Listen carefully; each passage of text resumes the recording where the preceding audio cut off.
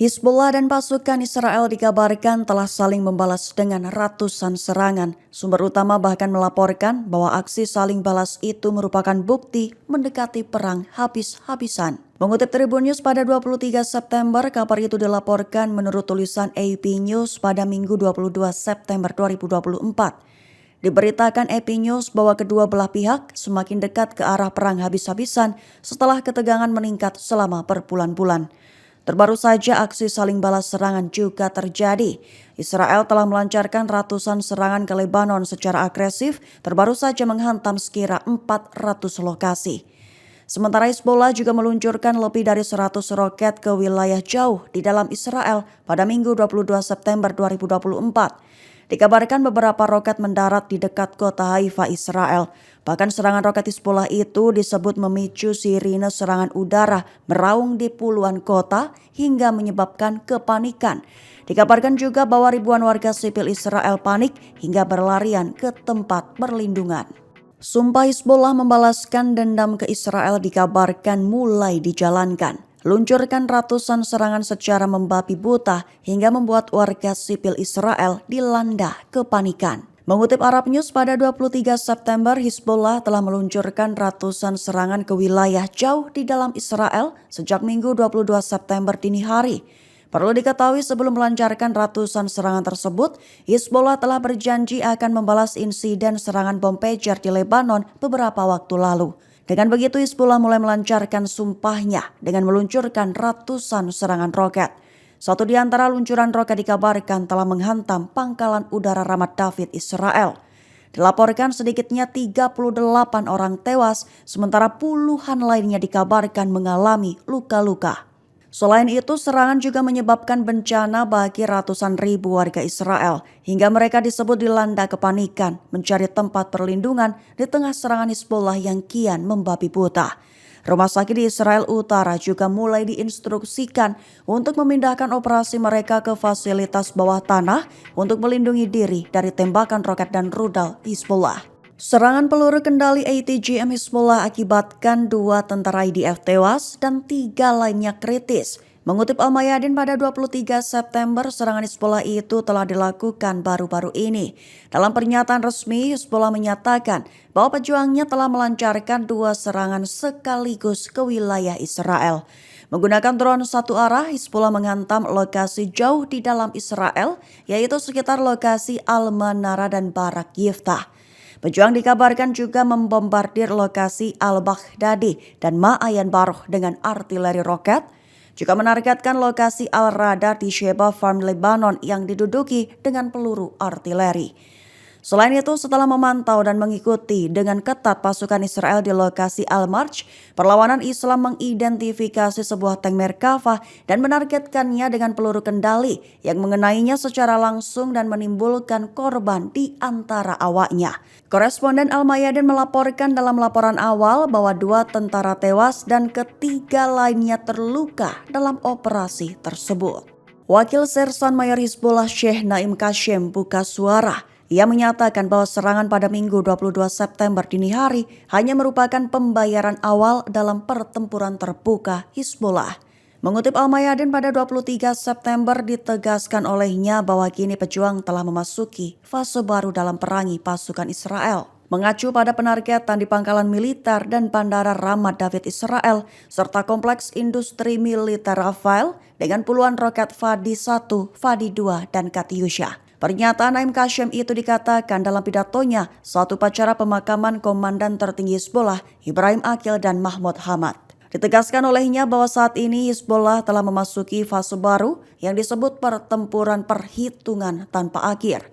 Seraya menegaskan bahwa cara Hizbullah dalam menanggapi agresi Israel tersebut tidak akan diungkapkan. Hanya menekankan bahwa Israel harus memperhatikan baik-baik medan peperangan, seraya menekankan bahwa barisan pendukung Lebanon akan meluas, serta menjanjikan bahwa Hizbullah dan para sekutu akan membunuh dan memerangi Israel di tempat yang tidak mereka duga.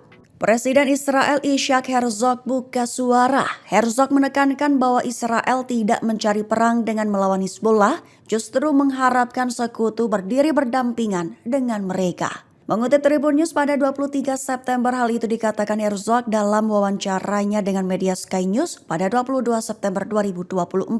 Herzog menekankan bahwa Israel benar-benar tidak ingin mencari masalah dengan perang melawan Hizbullah. Namun serangan Israel sebelumnya diklaim hanya sebagai upaya membela diri untuk melawan ancaman eksistensial. Sehingga Herzog kembali memperjelas tujuan Israel, di mana Israel tidak mencari perang dengan Hizbullah Lebanon. Diklaim oleh Herzog bahwa para pemimpin Hizbullah yang disingkirkan pada Jumat 20 September sedang bertemu untuk merencanakan serangan lain di perbatasan utara. Dengan begitu Israel berharap bahwa sekutunya akan berdiri berdampingan dengan mereka saat pihaknya memerangi kejahatan yang mengerikan dan terus bekerja untuk membawa pulang para sandera ke rumah mereka. Perdana Menteri Israel Benjamin Netanyahu mengklaim bahwa pasukannya telah memberikan pukulan serius terhadap Hizbullah di perang lintas batas. Mengutip Al Arabiya News pada 23 September, hal itu diutarakan oleh Netanyahu pada Minggu 22 September 2024. Ia menyatakan bahwa serangan Israel telah berikan pukulan serius ke hadapan Hizbullah di Lebanon, merujuk pada serangan ledakan bom di pager milik Hizbullah baru-baru ini. Disebut oleh Netanyahu bahwa pertempuran lintas batas yang meningkat dengan cepat akan meningkatkan kekhawatiran terjadinya perang habis-habisan.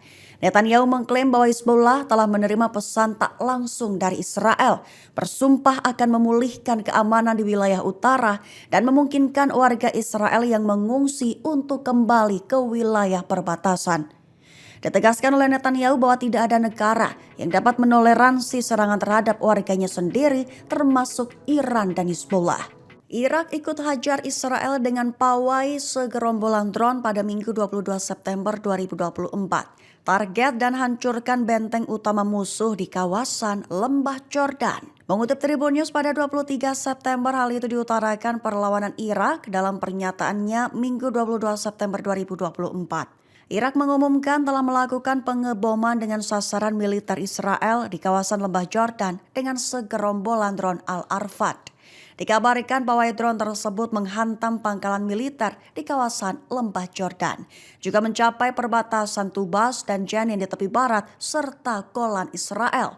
Aksi Irak itu diklaim sebagai lanjutan dari pendekatan melawan pendudukan Israel sekaligus mendukung rakyat di Palestina, serta sebagai tanggapan terhadap pembantaian yang dilakukan oleh entitas Zionis terhadap warga sipil termasuk anak-anak, wanita, dan orang tua.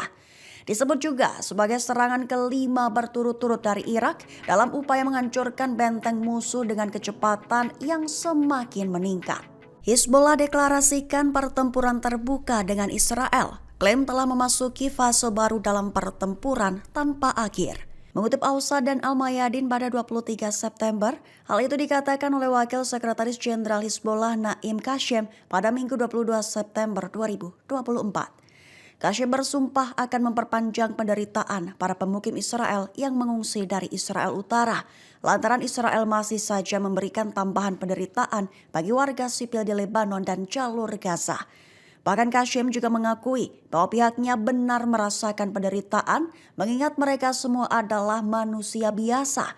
Namun dengan begitu Kashem menekankan bahwa jika rakyat Lebanon menderita, maka rakyat Israel juga harus menderita. Kashem kembali menegaskan komitmen Hizbullah untuk mendukung perlawanan Palestina di jalur Gaza.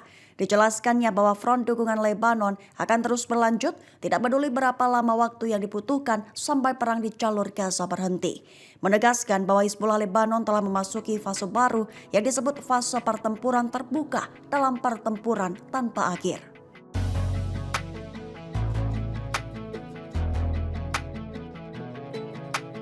Download Tribun X sekarang, menghadirkan lokal menjadi Indonesia.